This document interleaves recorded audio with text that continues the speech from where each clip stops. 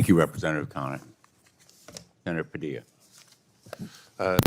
Senator Blumenthal, Representative Garcia, and to all my colleagues here for participating, and especially to all the witnesses who are here. My heart goes out to you for what you have been through, but despite it all, you're trying to channel some of that experience and a lot of that anger, that righteous anger, towards raising awareness. The whole country needs to better understand what's really going on out there. I've had my own experience this year, and one of the things that I hope for is that these tough and trying experiences for ourselves, for our families, for everybody around us can somehow do good by raising awareness for people who weren't paying attention, for people who are paying attention but maybe not enough to care, to finally care about what's going on, because it's morally wrong in addition to being unlawful and unconstitutional. So I appreciate your willingness and your courage to be here and to share your stories. I know there's a good number of Californians on the panel, so thank you for the opportunity to be your voice here in the Senate. As I've shared with all my colleagues, it started in California, but we knew then that Los Angeles, greater Los Angeles area was just a test case for the administration. They learned some lessons there and then tried to be more aggressive and more cruel, as we've seen over the months here in Washington, D.C., and Chicago, and Portland, North Carolina, and New Orleans, and elsewhere. And it's going to continue until we hold this lawless administration accountable, because what they're doing isn't just trying to stoke fear for undocumented immigrants, but we've seen the proof. It's lawful immigrants too, and even United States citizens, including veterans.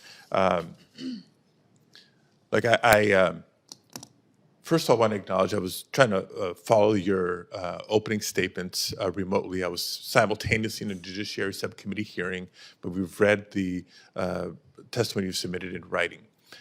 I don't want to be repetitive of the questions that some of my colleagues have already asked. They've already asked you to share more about what happened to you or how it's made you feel, how it's impacted your life. So let me actually give you all the microphone. You're already addressing questions from House members and from senators. If you had the administration up here, if you had Donald Trump, if you had the Secretary of Homeland Security, if you had other officials from the Trump administration up here, what would you tell them? And maybe we can start with Mr. Retes and go down the line. Oh, God. What would I tell them? I would tell them,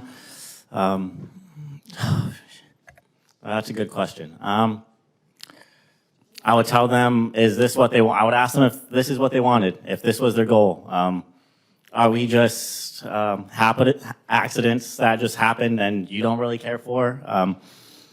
Was this your goal to begin with? And so I guess I would have more questions than I would say anything else. Thank you. Ms. Figueroa?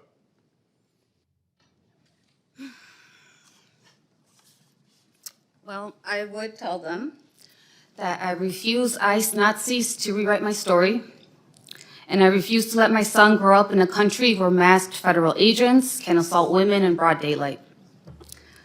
There has to be accountability and transparency and change. Thank you. Mr. Chavarria? I would say that we've seen this before. We see it right through you. We've seen leaders dehumanize entire communities, entire races, entire peoples, and we know why you dehumanize us. And I will say, we will come out of this and we will come out of it stronger, and the losers will be the people who are doing the dehumanizing. And I will say, shame on you, because injustice is a circle, and it will reach your children, it will reach your families, it will reach your communities. When you violate the rights of the least powerful, you're sowing injustice for yourself in the future. Ms. Velez? I would ask them that are we great? Because I don't think we are.